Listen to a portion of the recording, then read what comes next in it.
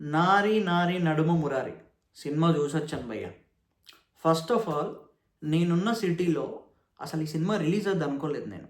ఎందుకంటే ఆల్రెడీ సంక్రాంతికి చాలా సినిమాలు వస్తున్నాయి కదా, ఈ సినిమా ఎక్కడ ఆడుద్దిలే అని అనుకున్నా. కానీ ఒక్కసారి చెక్ చేస్తే అవైలబుల్గా ఉంది.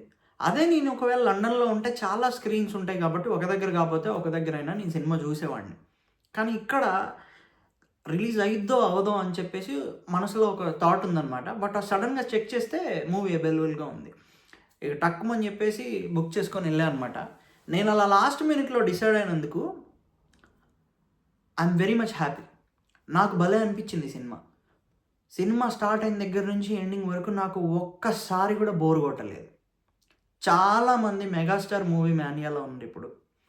బట్ ఇఫ్ మీకు టైం దొరికితే ఈ రోజు కానీ ఇంకొక రోజు కానీ లేదా ఇంకొక 3-4 రోజుల తర్వాత అయినా సినిమా ఆడుతూ ఉంటే డెఫినెట్గా వెళ్ళండి. ఐ థింక్ డెఫినెట్గా ఈ మూవీ ఎక్కువ రోజులే ఆడుద్ది హాల్లో అని అనుకుంటున్నాను నేను. ఎందుకంటే ఇలాంటి మూవీస్ మనం ప్రీవియస్లో చూసుకుంటే ఫస్ట్లో అంత పికప్ అవ్వవు, but within 4 to 5 days housefull అయిపోద్ది.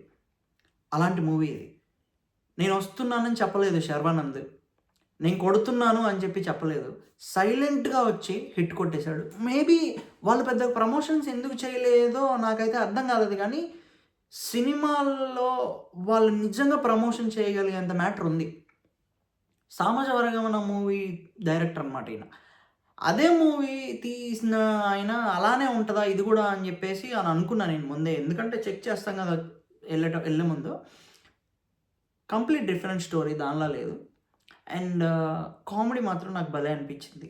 అంటే ఎప్పుడన్నా నాకు బేసిక్గా ఎలాంటి సినిమాలు నచ్చుతాయంటే సినిమా చూసేటప్పుడు మన ఫేస్లో ఒక స్మైల్ రావాలి. అది అబ్బా భలే ఉంది సినిమా అని అనిపించాలి. సినిమా నుంచి బయటకు వచ్చిన తర్వాత కూడా ఆ మూవీ ఫీలింగ్లో ఉండాలి మనం. అట్లీస్ట్ 2-3 నిమిషాలైనా సరే హాల్ నుంచి బయటికి రాగానే మర్చిపోయేటట్టు ఉండకూడదు సినిమాలు.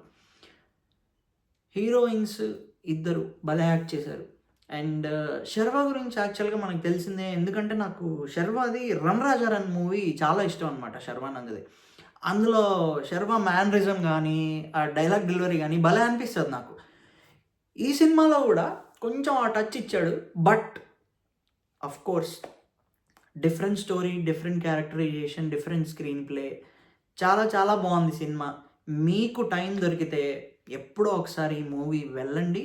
బట్ ఇన్ కేస్ హాల్లో చూడకపోతే రేపొద్దున ఓటీటీలో రిలీజ్ అయినా సరే ఒక్కసారి చూడండి మూవీ.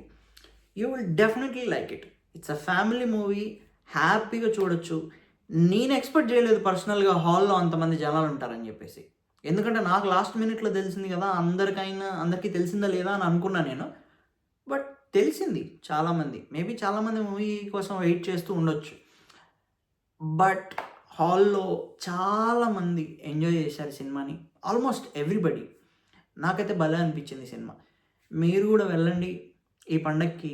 చాలామంది మెగాస్టార్ మానియాలో ఉన్నారు ఇప్పుడు, ఎందుకంటే ఆయన సినిమా వచ్చింది కాబట్టి. ఆఫ్ కోర్స్ ఎంజాయ్ చేయొచ్చు. శంకర్ వరప్రసాద్ మూవీ డెఫినెట్గా అది కూడా వర్త్ వాచింగ్ ఇట్. బట్